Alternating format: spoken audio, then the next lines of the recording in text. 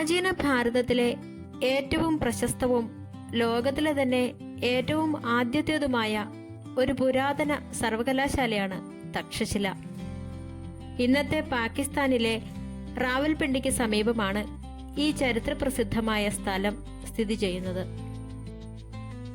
BCE 6-ാം നൂറ്റാണ്ടിൽ, അതായത് ഏകദേശം 2700 വർഷങ്ങൾക്ക് മുൻപാണ് തക്ഷശില ഒരു പ്രമുഖ വിദ്യാഭ്യാസ കേന്ദ്രമായി മാറിയത്. ശ്രീരാമന്റെ സഹോദരനായ ഭരതന്റെ മകൻ തക്ഷൻ സ്ഥാപിച്ച നഗരമായതിനാലാണ് ഇതിന് തക്ഷശില എന്ന പേര് ലഭിച്ചതെന്ന് രാമായണത്തിൽ പരാമർശമുണ്ട്. ഇതൊരു ആധുനിക സർവകലാശാല പോലെ കേന്ദ്രീകൃതമായ ക്ലാസ് മുറികളോ വലിയ സിലബസോ ഉള്ള ഒന്നായിരുന്നില്ല. പകരം പ്രശസ്തരായ ഗുരുക്കന്മാർ താമസിക്കുന്ന ആശ്രമങ്ങളുടെ ഒരു കൂട്ടമായിരുന്നു ഇത്. സാധാരണയായി 16 വയസ്സ് പൂർത്തിയായവർക്കായിരുന്നു ഇവിടെ പ്രവേശനം ലഭിച്ചിരുന്നത്. വേദങ്ങൾ, തത്വചിന്ത, വ്യാകരണം, രാഷ്ട്രമീമാംസ, യുദ്ധമുറകൾ, വൈദ്യശാസ്ത്രം, ജ്യോതിശാസ്ത്രം, കണക്ക് തുടങ്ങി 60-ലധികം വിഷയങ്ങൾ ഇവിടെ പഠിപ്പിച്ചിരുന്നു. ലോകചരിത്രത്തെ സ്വാധീനിച്ച പല പ്രമുഖരും തക്ഷശിലയിലെ വിദ്യാർത്ഥികളോ അധ്യാപകരോ ആയിരുന്നു. തീർച്ചയായും തക്ഷശില സർവകലാശാലയുമായി ഏറ്റവും അടുത്തു നിൽക്കുന്ന 2 പ്രതിഭകളാണ് ചാണക്യനും പാണിനിയും.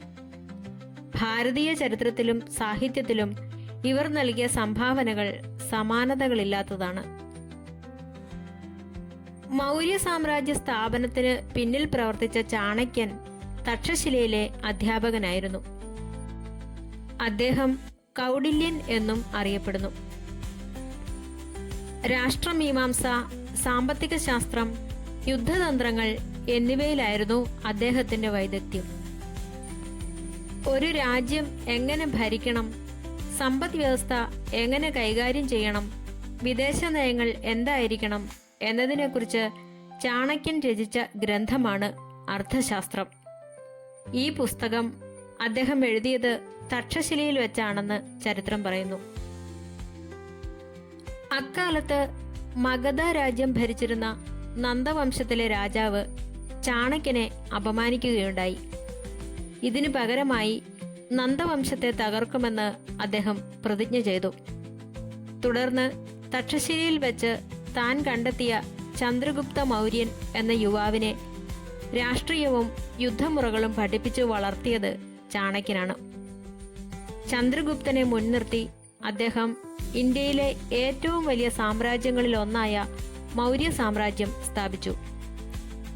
ജീവിത വിജയത്തിനായും ഭരണതന്ത്രങ്ങൾക്കായും അദ്ദേഹം നൽകിയ ഉപദേശങ്ങൾ ഇന്നും ലോകമെമ്പാടും ചർച്ച ചെയ്യപ്പെടുന്നു. സംസ്കൃത വ്യാകരണത്തിന്റെ പിതാവായ പാണിനി തക്ഷശിലയിലെ വിദ്യാർത്ഥിയായിരുന്നു.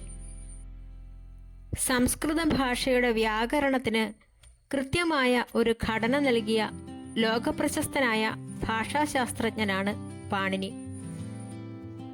പാണിനിയുടെ ഏറ്റവും വലിയ സംഭാവനയാണ് 8 അധ്യായങ്ങളുള്ള അഷ്ടാധ്യായി എന്ന വ്യാകരണ ഗ്രന്ഥം. സംസ്കൃത ഭാഷയിലെ വാക്കുകളും വാക്യങ്ങളും എങ്ങനെ നിർമ്മിക്കണം എന്നതിനായി ഏകദേശം 4000 സൂത്രങ്ങൾ അദ്ദേഹം ഇതിൽ നിർവചിച്ചിട്ടുണ്ട്. പാണിനി അഷ്ടാധ്യായിയിൽ ഉപയോഗിച്ചിരിക്കുന്ന സൂത്രങ്ങൾ ഇന്നത്തെ കമ്പ്യൂട്ടർ പ്രോഗ്രാമിംഗ് ഭാഷകളുടെ ഘടനയോട് വളരെയധികം സാമ്യമുള്ളതാണെന്ന് ആധുനിക ശാസ്ത്രജ്ഞർ കണ്ടെത്തിയിട്ടുണ്ട്. അതുകൊണ്ടുതന്നെ ലോകത്തിലെ ആദ്യത്തെ കമ്പ്യൂട്ടർ പ്രോഗ്രാമർ ആയി പോലും ചിലർ പാണിനിയെ വിശേഷിപ്പിക്കാറുണ്ട്. അതുവരെ പല രീതികളിൽ സംസാരിക്കപ്പെട്ടിരുന്ന സംസ്കൃതത്തിന് കൃത്യമായ ഒരു നിയമപുസ്തകം എഴുതിയതിലൂടെ ആ ഭാഷ നൂറ്റാണ്ടുകളോളം മാറ്റമില്ലാതെ നിലനിൽക്കാൻ പാണിനി കാരണമായി.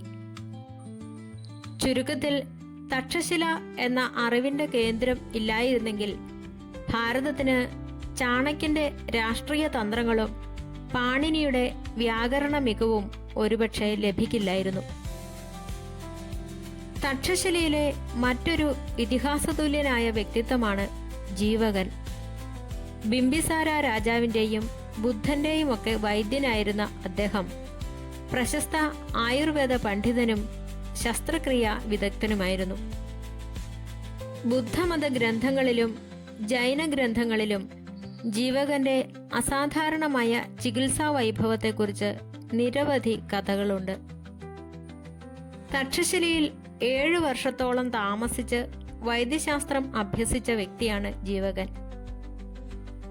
ഇന്നത്തെ ബീഹാറിലെ രാജ്ഗീർ സ്വദേശിയായിരുന്ന അദ്ദേഹം അറിവ് തേടിയാണ് അക്കാലത്ത് പ്രശസ്തമായിരുന്ന തക്ഷശിലയിൽ എത്തിയത്. ജീവകന്റെ പഠനം പൂർത്തിയായപ്പോൾ ഗുരു അദ്ദേഹത്തിന് ഒരു പരീക്ഷ നടത്തി.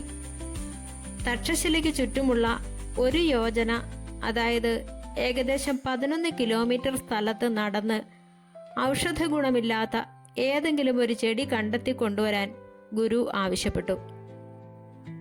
ദിവസങ്ങളോളമുള്ള പരിശോധനയ്ക്ക് ശേഷം ജീവകൻ ഒഴിഞ്ഞ കൈകളോടെ തിരിച്ചെത്തി.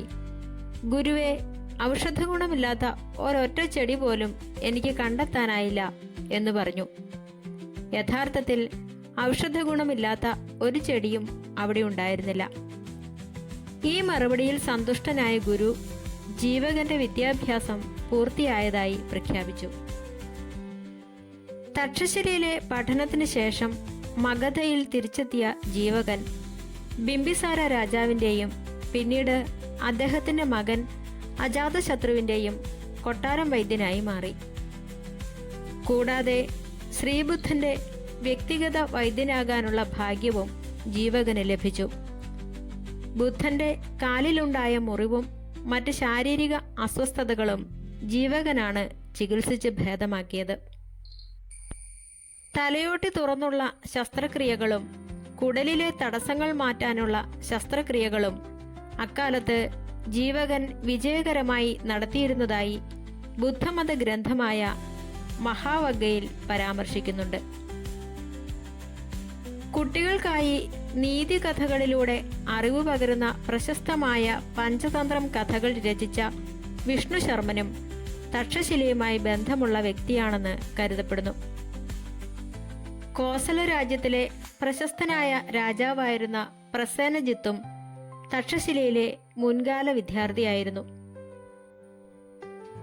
AD 5-ാം നൂറ്റാണ്ടിൽ മധ്യേഷ്യയിൽ നിന്നുള്ള ഹൂണന്മാർ നടത്തിയ അധിനിവേശത്തിലും ആക്രമണങ്ങളിലും പെട്ടാണ് ഈ മഹത്തായ വിദ്യാഭ്യാസ കേന്ദ്രം പൂർണ്ണമായും നശിപ്പിക്കപ്പെട്ടത്. 1980-ൽ യുനെസ്കോ തക്ഷശിലയെ ഒരു ലോക പൈതൃക കേന്ദ്രമായി പ്രഖ്യാപിച്ചു.